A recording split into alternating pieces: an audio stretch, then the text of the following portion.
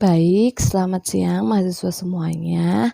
Pada minggu ini kita memasuki minggu setelah UTS ya kemarin. Kita akan melanjutkan materi untuk materi sebelum UAS. Di sini adalah materi baru terkait dengan graf gitu ya. Jadi di matematika diskrit itu ada satu materi atau satu subbab materi yaitu terkait dengan graf. Pendahuluan, graf itu digunakan untuk merepresentasikan objek-objek diskrit dan hubungan antara objek-objek tersebut. Jadi kalau kita ngomongin diskrit, matematika diskrit itu graf ini bisa kita gunakan untuk mempresentasikan hubungan antara objek-objek diskrit tersebut. Jadi untuk menghubungkan, Terus gambar di bawah ini sebuah graf yang menyatakan peta jaringan jalan raya yang menghubungkan sebelah kota di Provinsi Jawa Tengah nih.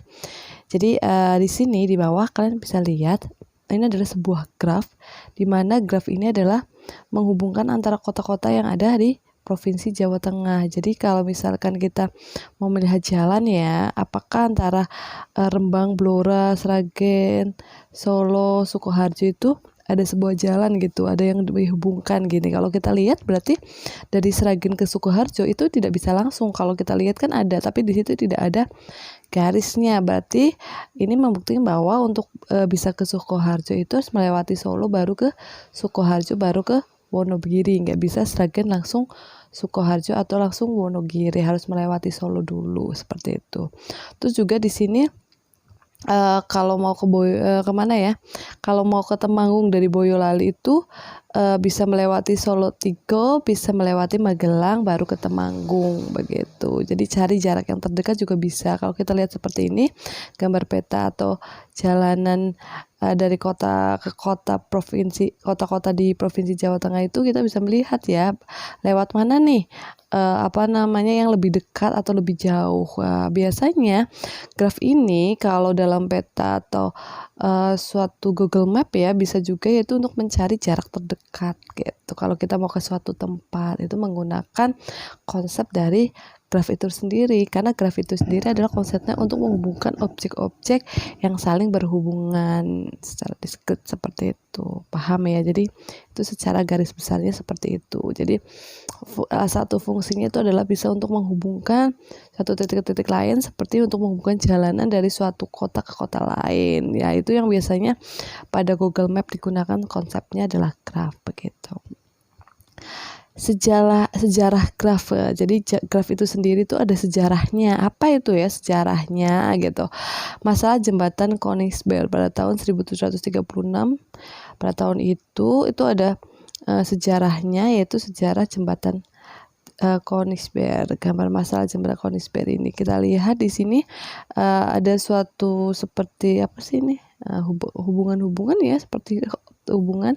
Di situ ada jalan B, A, B, C, dan D begitu, dimana A itu ada di ujung, berarti bisa dihubungkan. Berarti kalau kita gambarkan ternyata itu akan seperti yang sebelah kanan ini. Di titik B ada A, ada C, ada D begitu. D itu adalah menghubungkan ke C dan D dan ke A, sedangkan A itu menghubungkan ke B dua arah, C juga dua arah seperti itu.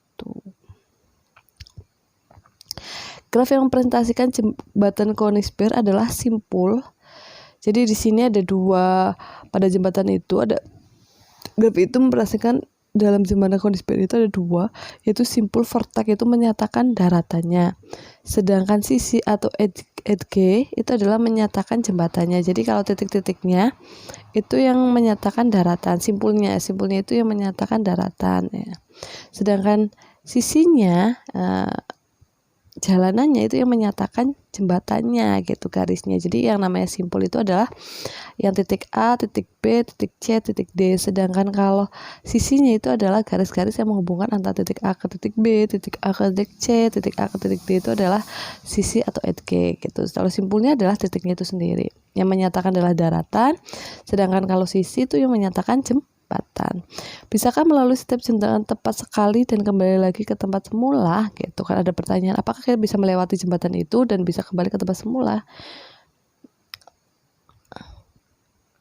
Ternyata di Koningsberg itu sendiri tuh lihat, bisa ternyata. Jadi makanya dari A ke B bisa B ke A, atau dari A ke C bisa C ke A lagi, bisa. Jadi kita bisa, kalau dari gambar Koningsberg Bridge problem, masalah jembatan Koningsberg itu bisa lihat, kalau kita lihat di sini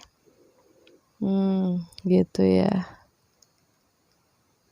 bisa itu, bisa kembali. Jadi kita kalau misalkan mau dari B mau ke C, nanti ini bisa C ke B, dari B ke A kita bisa balik lagi, dari A ke B, seperti itu. B ke D juga sama, itu jembatan Koningsberg. Intinya seperti itu, graf itu seperti itu, bisa balik ke tempat yang semula, seperti itu. Sampai sini paham ya? Kalau tadi kita sudah membahas terkait sejarah graf, jadi ternyata graf itu sendiri berasal dari problem atau masalah pada jembatan Koningsberg ya. Sekarang kita akan masuk ke konsepnya, definisi dari graf itu sendiri. Graf itu disimbolkan dengan G besar, itu sama dengan F besar, E besar. F besar ini untuk mewakilkan vertex, E besar ini mewakili edge, di mana tadi dijelaskan kalau vertex itu adalah bagian daratan, edge adalah bagian jembatannya. Dalam hal ini F itu adalah himpunan tidak kosong dari simpul-simpul atau vertices gitu. Jadi F besar, V besar itu adalah himpunan tak kosong, jadi berisi dari anggota-anggota yang merupakan simpul-simpul dari sebuah graf, itu V besar, vertex ya.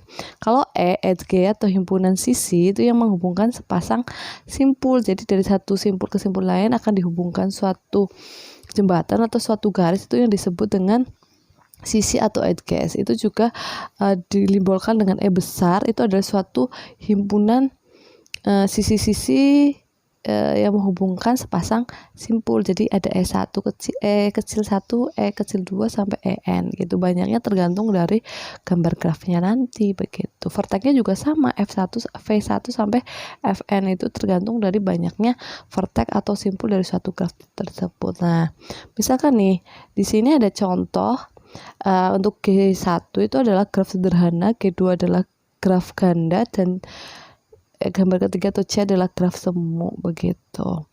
Kalau kita lihat pada gambar 2, G1 adalah graf dengan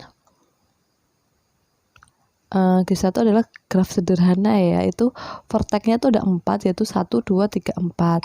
Sedangkan E-nya atau sisinya itu ada 1, 2, 3, 4, 5. Ada 5, yaitu 1 ke 2, 1 ke 3, 3 ke 4, ya kan, 1 ke 2, 1 ke 3, 2 ke 3, 2 ke 4, 3 ke 4 begitu. Ada 5 sisi himpunan E-nya. Terus kalau G2 dengan graf, kalau G2-nya graf ganda itu vertexnya sama, ada 4, 1, 2, 3, 4, tapi E-nya atau sisi-sisinya tuh banyak ya, itu ada 1, 2, 1, 2, 2, 3, 1, 3, 1, 3 lagi ya, karena 1, 3-nya ada 2 kali bolak-balik, 2, 4, 2, 3, 4, terus 3, 4 lagi, itu kan bolak-balik. Kalau ditulis dalam bentuk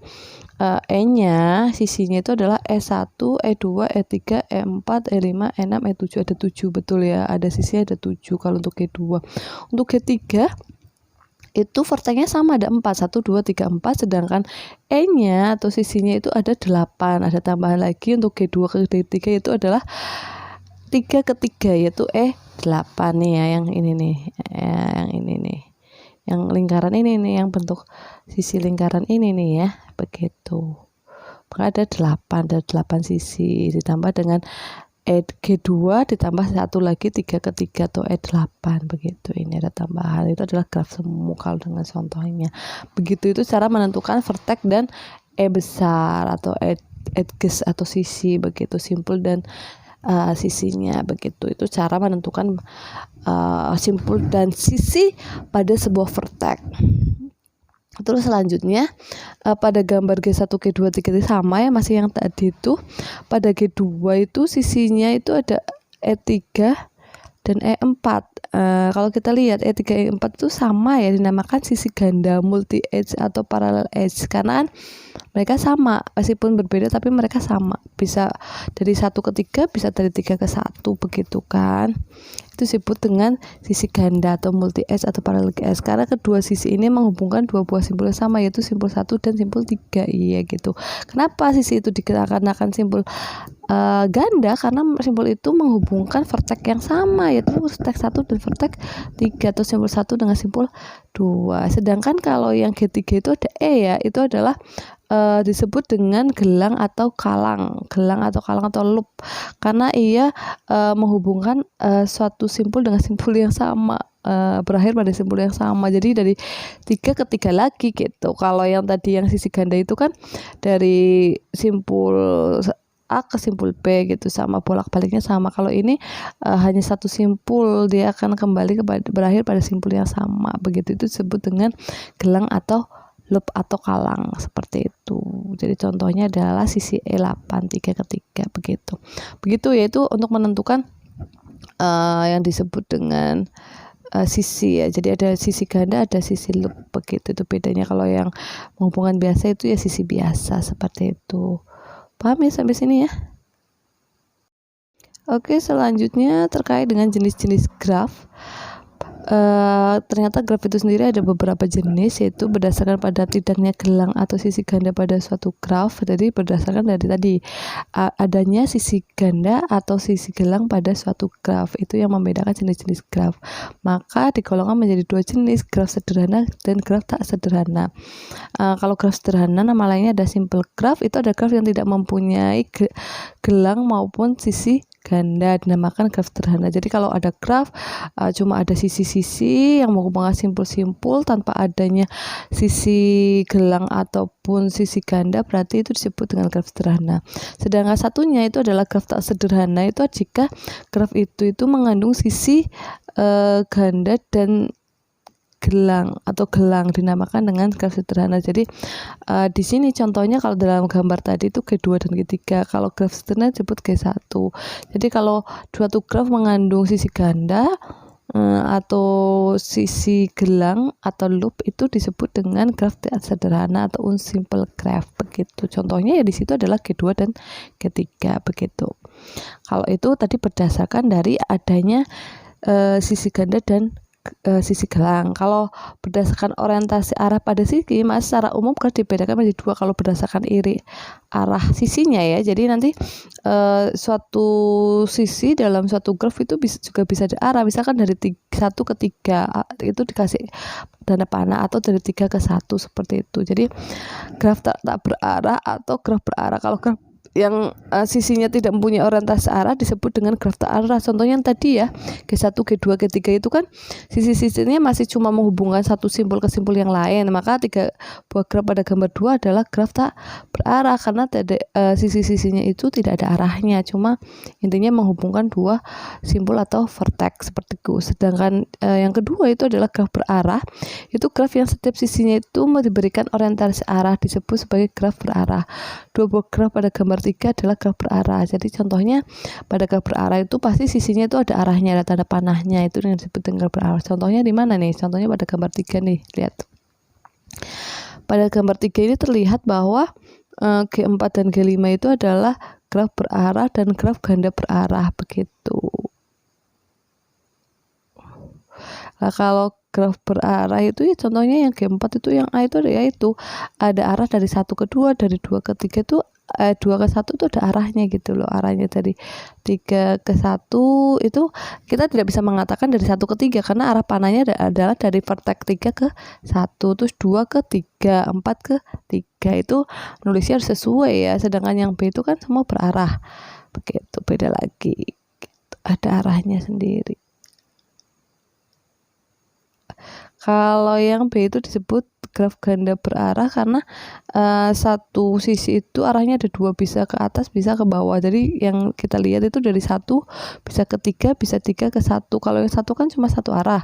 Kalau yang gambar G5 itu kan bentuk arahnya ada dua ya, dari satu ke tiga juga bisa, dari tiga ke satu juga bisa. Begitu ini dengan graf ganda berarah. Jenis-jenis graf, jenis-jenis graf ya dari tadi yang kita berdasarkan ROS 99. Kalau kita sebutkan jenis graf sederhana, sisinya itu tidak berarah, sisi ganda diperbolehkan tidak ya. Tadi kan syaratnya tidak boleh ada sisi ganda maupun sisi loop gitu. Terus sisi gelang diperbolehkan tidak juga. Kalau graf ganda tidak berarah juga, tapi ada sisi gandanya tapi tidak ada sisi gelangnya. Kalau graf semu itu tidak berarah tapi mempunyai sisi ganda dan juga memiliki sisi gelang. Kalau graf berarah itu sisinya berarah, sisi gandanya tidak ada, sisi gelangnya iya ya, karena ada graf ganda berarah ya sisinya berarah, sisi gandanya ada, sisi gelangnya juga ada. Itu kalau kita centang-centangkan dalam yang termasuk dalam sisinya itu berarah atau tidak, ada punya sisi ganda atau sisi gelangnya atau tidak, seperti itu. Oke, paham ya sampai sini ya. Oke, selanjutnya adalah kita akan masuk ke contoh terapan graf. Jadi graf itu termasuk materi atau ilmu yang berada di matematika terapan. Jadi banyak sekali penerapan konsep graf itu dalam kehidupan sehari-hari. Di sini saya akan menjelaskan beberapa contoh terapan graf. Yang pertama adalah rangkaian listrik. Kalau kalian dulu belajar fisika tentang baik itu rangkaian listrik paralel maupun seri, itu kan pastinya akan menghubungkan suatu titik ke titik lain. Kita lihat di gambar A ini, rangkaian listrik ini adalah rangkaian listrik secara sesungguhnya. Simbol dari rangkaian listrik itu sendiri itu di situ kita bisa lihat ada sebuah titik-titik, yaitu titik A, B, C, D, E, F, F gitu, dan setiap titik itu juga dihubungkan ke satu titik yang lain. Kalau kita gambarkan dalam bentuk graf itu bisa ya, seperti bentuk grafnya adalah seperti gambar B. Lihat di situ ada 6 titik dan setiap titik itu dihubungkan sesuai dengan sisinya atau edge-nya masing-masing, maka akan terbentuk graf seperti itu. Jadi kalau kita ngomongin rangkaian listrik dalam fisika, ternyata konsepnya itu bisa dirubah dalam bentuk graf, jadi bentuk vertex dan juga edge gitu, simpul dan sisi begitu. Terus yang kedua, graf juga bisa digunakan sebagai konsep dalam kita membentuk suatu isomer senyawa kimia karbon begitu. Kalau kalian ingat pada materi di kimia, kalau kita belajar terkait dengan senyawa kimia itu CH2, CH4, C2H6, C3H8 itu ya simbol-simbol kimia ya, metana, etana, propana dan lain-lainnya. Ternyata kan kalau kita mengenalnya dari sebelah kiri ya, C-nya di tengah, terus C-nya dihubungkan dengan H gitu. Kalau itu CH4, terus kalau C-nya C2H seperti apa dihubungkan lah, akhirnya bentuk seperti ini di mana CH itu sebagai suatu titik yang dihubungkan oleh suatu sisi, maka bentuk simbol dari sebuah senyawa kimia itu juga bisa dirubah dalam bentuk graf, yaitu di mana untuk jenis senyawanya karbon, hidrogennya itu dalam bentuk simpul, sedangkan yang menghubungkan itu dalam bentuk sisi garis seperti itu, maka akan terbentuk etana atau propana dalam bentuk graf seperti itu. Terus jaringan makanan dalam ilmu biologi, tadi sudah dijelaskan di fisika, kimia, sekarang adalah dalam biologi gitu kan. Kalau kalian mengenal populasi ya, ada populasi, komunitas gitu kan. Dalam satu biologi di sini akan terlihat bahwa ada suatu kehidupan yang nyata. Di situ ada pohon, ada ulat, ada belalang, ada ayam, ada kodok, ada adang, ada ulang, ada tikus, ada itu. Lah ternyata mereka tuh saling berhubungan, itu di mana hewan itu, tumbuhan itu sebagai titik vertex. Terus mereka juga punya anak panah. Anak panah ini adalah mereka adalah konsumen. Konsumen bukan apa namanya. Jadi kayak ulat tuh makan daun gitu. Terus ular itu makan ayam, makan tikus seperti itu. Terus kalau elang itu seperti dia itu makan tikus, makan ayam, makan kodok seperti itu. Jadi maka dihubungkan dengan tanda panah lah. Tanda panah ini itu yang disebut dengan sisi atau edge gitu lah. Kalau kita digambarkan di sini ada berapa titik, terus titik-titik itu saling dihubungkan, maka akan terbentuk sebuah graf kan. Kalau kita bentuk di mana tumbuhan, hewan itu adalah vertex, terus garis panahnya itu adalah sisi, maka kalau kita gambarkan bisa terbentuk sebuah graf begitu. Jaring makanan juga seperti itu. Begitu. Yang keempat adalah pengujian program. Nah, ternyata juga graf itu sendiri, konsep graf itu sendiri juga dipakai dalam ilmu pemrograman di teknik informatika gitu. Pada saat kita bikin suatu program seperti itu, nah maka ternyata program itu kalau misalkan itu kan prosesnya ya, kalau kita enterkan hasilnya itu akan membentuk sebuah ini bentuk will, begin, if, then, written, else, read, and written. Itu kalau kita bentukkan untuk di mana will begin do itu adalah setiap tahapannya itu adalah vertex, setiap vertex itu dihubungkan dalam suatu langkah. Misalkan ini langkahnya menjadi ini, kalau tidak ini, misalkan gini, written x plus 10, read and written, berarti kan dari ini semua ini ada berapa titik, readnya itu ada 1, x kurang lebih dari 99 itu 2, 3-nya adalah x kurang dari 0, 4-nya lah masukkan tidak boleh negatif, kalau itu juga suatu pilihan. Untuk 5-nya adalah x sama dengan x plus 10 with written, maka otomatis kalau misalkan 7 gitu. Jadi kalau 2 itu tidak, maka akan diperoleh graf seperti ini nih, berdasarkan dari itunya. Coba dipahami dulu dari kalian ya, seperti itu. Jadi itu untuk pengujian program bisa dibentuk dalam sebuah graf begitu ya. Jadi kita tentukan dulu mana yang menjadi vertex, setelah itu vertex ini dihubungkan dengan mana nih gitu lah, itu disebut dengan sisinya begitu, atau edge-nya. Terus untuk contoh penerapan yang lainnya ada pemodelan mesin jajah vending machine. Ternyata juga bisa digunakan ya. Kalian masih ingat kalau di kota-kota besar atau di swalayan itu biasanya kalau kita butuh minum kan tinggal masukkan koin maka akan keluar gitu ya, keluar minuman yang kita inginkan gitu kan, sesuai dengan pilihan kita juga dan berapa uang yang kita masukkan. Ini juga ternyata pemodelan mesin jajah ini juga bisa menggunakan graf juga gitu. Contoh ini lihat ya, graf melakukan mesin jajah, misal mesin jajah yang menjual coklat 15 sen gitu. Jadi seperti ini, misal keterangan 0 sen dimasukkan, terus B 5 sen dimasukkan, C 10 sen dimasukkan, D 15 sen atau lebih dimasukkan gitu. Itu akan seperti itu. Maka kan terbentuk seperti itu. Kalau 0% masukkan kan berarti nggak dapat ya P. Terus kalau P juga masih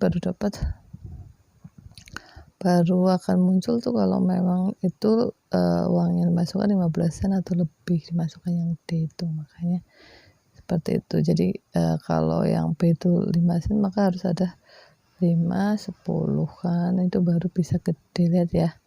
Nih kalau dari A kan 0, itu kan dia butuh 5, berarti A gede langsung, dia baru bisa mendapatkan coklatnya. Terus kalau B itu kan dari 5 berarti masih butuh 10, berarti B gede, seperti itu. Yang C dari 10 ke ini butuh 5. Nah gitu-gitu. Jadi penambahan seperti itu gitu kan. Atau paham lah ya, ini gampang kok, ini hanya bentuk dari logika kita dalam bentuk operasi benar-benar dirubah dalam bentuk graf saja. Ini adalah penerapan pada mesin jajah seperti itu. Selanjutnya latihan, gambarkan graf yang menggambarkan sistem perbandingan sistem setengah kompetensi yang diikuti oleh 5 tim. Tuh. Bisa kalian ngerjakan latihannya ini dulu untuk latihan ya. Begitu ya. Oke, selanjutnya saya akan menjelaskan materi selanjutnya, yaitu terkait dengan terminologi graf ya. Di sini terminologi graf itu ada beberapa ya. Yang pertama adalah ketetanggaan atau adjacent. terus bersisian, insidensi, simpul terpencil atau isolated vertex, graf kosong, null graf atau empty graf, derajat, degree, ya ada derajat juga begitu. Terus ada lagi enggak? Nah itu ya nanti kan kita harus mempelajari itu sebelum kita masuk konsep-konsep dari graf itu sendiri, jadi harus tahu dulu. Yang pertama adalah ketetanggaan atau adjacent. Dua buah simpul dikatakan bertetangga atau adjacent bila keduanya terhubung langsung. Jadi kalau ada dua simpul mereka disebut bertetangga itu kalau mereka langsung dihubungkan. Misalkan dari satu ke dua ada sebuah sisi dan mereka dihubungkan, itu disebut dengan bertetangga. Tinjau graf G1, misalkan ya simpul 1 bertetangga dengan simpul 2 dan 3, ya kan, G1. Kita fokus ke gambar G1 ya, lihat simpul 1 itu akan bertetangga dengan 2 dan 3 karena mereka dihubungkan langsung oleh sebuah sisi, maka mereka disebut dengan bertetangga. Simpul 1 tidak bertetangga dengan simpul 4, karena apa? Karena simpul 1 tidak dihubungkan langsung ke 4 kecuali kalau ada sebuah garis atau sisi dari 1 ke 4. Tapi kan di sini nggak ada untuk G1, makanya simpul 1 tidak bertetangga dengan simpul 4, mengatakan seperti itu. Terus contoh juga untuk simpul 1 dan 2 dalam gambar G2 juga itu bertetangga, tapi kalau G2 sih semuanya, tapi ya bertetangga semua ya, dari 1 ke 2, 2 ke 3, 1 ke 3 juga sama, berarti pada G2 semuanya bertetangga begitu. Itu arti bertetangga ya, jadi suatu simpul yang dihubungkan langsung dengan simpul yang lain. Dengan bersisian untuk sembarang sisi E, FJ dan FK dikatakan E bersisian dengan simpul FJ atau E bersisian dengan simpul FK gitu ya. Jadi kalau misalkan ada E itu dari titik FJ ke FK, maka E bersisian dengan simpul FJ dan E bersisian dengan simpul FK begitu. Jika 2-3 bersisian dengan simpul 2 dan simpul 3, betul ya. Terus 24 bersisian dengan simpul ini ya, sisi 23 itu bersisian dengan simpul 2 dan 3, sedangkan sisi 24 itu bersisian dengan simpul 2 dan simpul 4. Tetapi sisi 1-2 kalau kita perhatikan dari G1, 23 itu bersisian dengan simpul 2 dan simpul 3, 24 itu bersisian dengan simpul 2. Tapi kalau 1 dan 2, tetapi sisi 1 dan 2 tidak bersisian dengan simpul 4, betul, karena kan tidak dihubungkan langsung. 1, 2 itu bersisian langsung dengan simpul 1 dan 2, betul, tapi tidak bersisian langsung dengan 4, dengan simpul 4 begitu. Yang ketiga adalah simpul terkecil atau isolated vertex. Simpul terpencil adalah simpul yang tidak mempunyai sisi yang bersisian dengannya. Simpul yang tidak mempunyai sisi yang dengannya. Tinjau graf ketiga, simpul 5 adalah simpul terpencil. Lihat. Jadi yang disebut dengan simpul terpencil adalah simpul yang tidak ada mempunyai sisi yang bersisian dengannya. Jadi tidak ada sisi yang mendekati dia gitu. Kalau di G1, G2 kan semua simpul itu ada sisi yang bersisian ya gitu. Sedangkan kalau G3 itu ada titik 5 di mana titik G5 itu tidak dihubungkan dengan sisi oleh sebuah sisi dengan simpul lain, maka dikatakan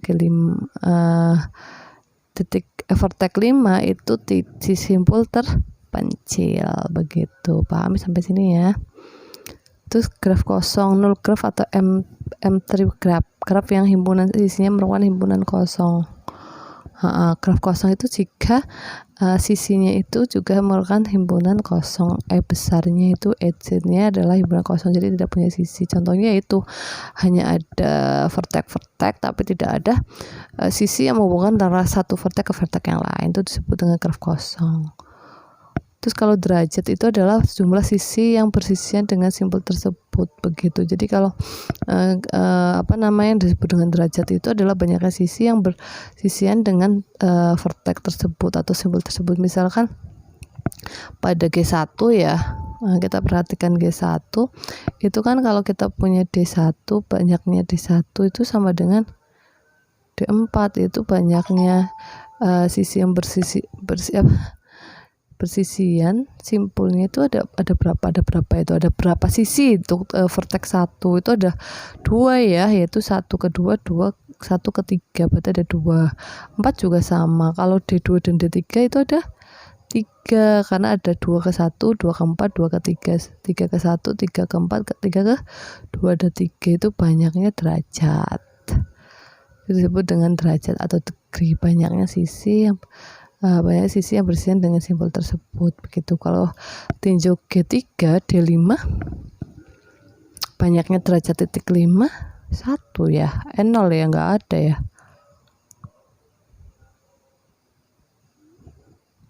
G3 5 nggak ada vertex yang bersisian, sedangkan D4 nya 1. Terus kalau G2 D1 nya ada 3, terus D2 nya ada 4 ya, 1 2 3, 1 2 3 doang ya, 4-nya di mana nih, bersisian dengan sisi ke, oh iya 1 2 3 4, iya ada, soalnya ada sisi gelangnya itu tambahannya untuk D2 gitu, jadinya jumlah derajatnya degree-nya ada 4. Begitu, paham ya? Lalu ini contoh nih, ini ada sebuah derajat setiap simpul ditujukan pada masing simpulnya. Misalkan, wah ini banyaknya ada berapa itu ya, bisa dilihat sendiri lah gitu. Detik 6 di sini ada berapa nih, 2 3 4 5 6, ada 6 sisi, berarti derajatnya ada 6 begitu. Jadi banyaknya sisi yang bersisian dengan vertex tersebut atau simpul dengan simpul tersebut, itu untuk mencari derajat suatu step simpul. Paham lah ya. Misal contoh ini nih, di 1 ada berapa, 1 2 D-in, kalau D-in nya 1 2, jadi yang disebut D-in itu adalah ada D-in ada D-out, karena ini sudah masuk ke graf berarah.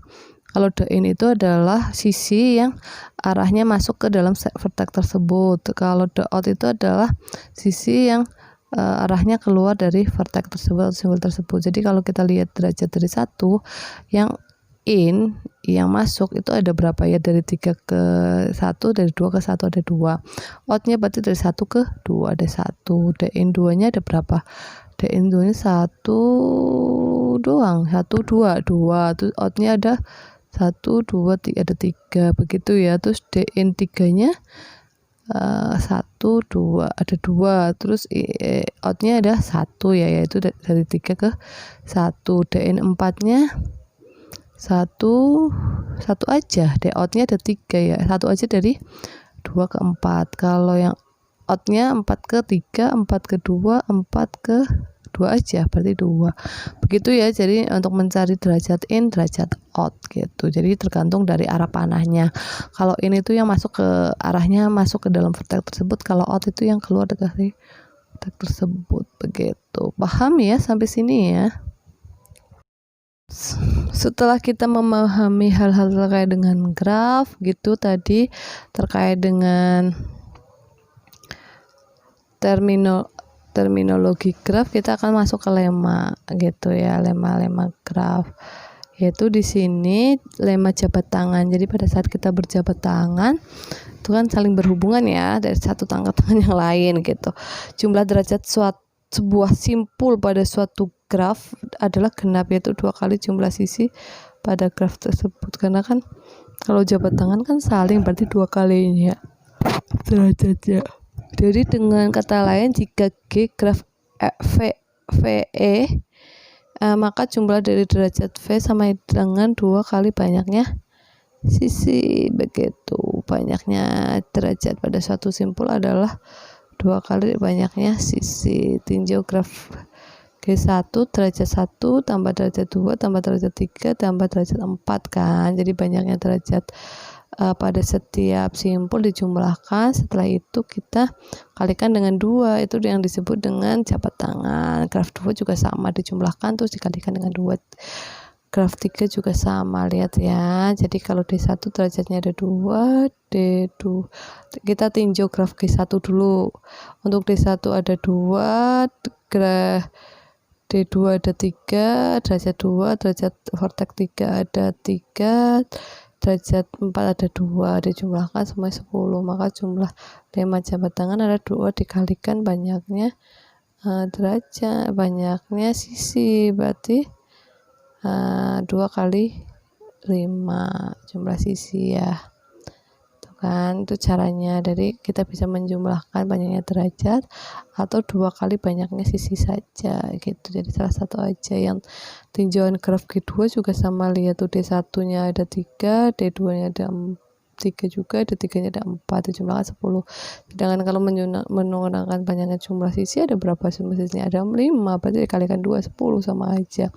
Untuk tinjau graf G3 juga sama, di situ D1 nya ada 2, D2 nya derajatnya ada 2, D3 nya ada 3, 4 nya ada 1, D5 nya ada 0, dijumlahkan 8. Atau dengan kata lain kita punya berapa sisi tuh, di G3 ada 4, berarti itu kali 4 8. Betul ya, seperti itu. Akhirnya dari lemma itu, lemma jabat tangan, maka muncullah sebuah teorema di mana untuk sembarang graf G banyaknya simpul berderajat ganjil selalu genap gitu. Dari lemma itu maka muncullah suatu teorema di mana suatu graf, misalkan simpulnya itu berderajat ganjil, adalah selalu genap begitu. Kalau derajatnya ganjil, suatu vertex derajatnya ganjil, maka akan selalu genap jumlahnya karena dikalikan dengan 2 yang tadi itu. Kalau kita untuk lemma jabat tangan begitu. Diketahui graf dengan 5 buah simpul, dapat kita menggambar graf tersebut jika derajat masing-masing adalah 2, 3, 1, 1, 2. Ya udah, tinggal kita jumlahkan saja, ada berapa itu? 2, 3, 5, 6, 7, 8, 9, ada 9 tuh, tidak dapat karena jumlah derajat semua simpulnya ganjil. Maka dengan kata itu, karena itu kalau kita jumlahkan itu 9, padahal banyaknya simpulnya ada 5 ganjil, maka harusnya kan jawabannya genap, tapi itu ganjil bahasa tidak bisa gitu, tidak bisa dibuatkan jabat tangan. Terus kalau yang kedua 2 tambah 3, 3 tambah 3 tambah 4 tambah 4, yaitu berarti 16, yaitu genap, padahal banyak simpulnya ada 5 ganjil, berarti bisa gitu ya. Oke, selanjutnya kalian bisa melanjutkan latihan. Ada berapa soal itu? Udah langsung jawabannya, nggak apa-apa, kalian coba ngerjakan ini aja. Mungkinkah dibuat graf sederhana 5 simpul dengan derajat masing-masing simpul adalah ini? Jika mungkin berikan satu contohnya, jika tidak mungkin berikan alasan singkatnya begitu.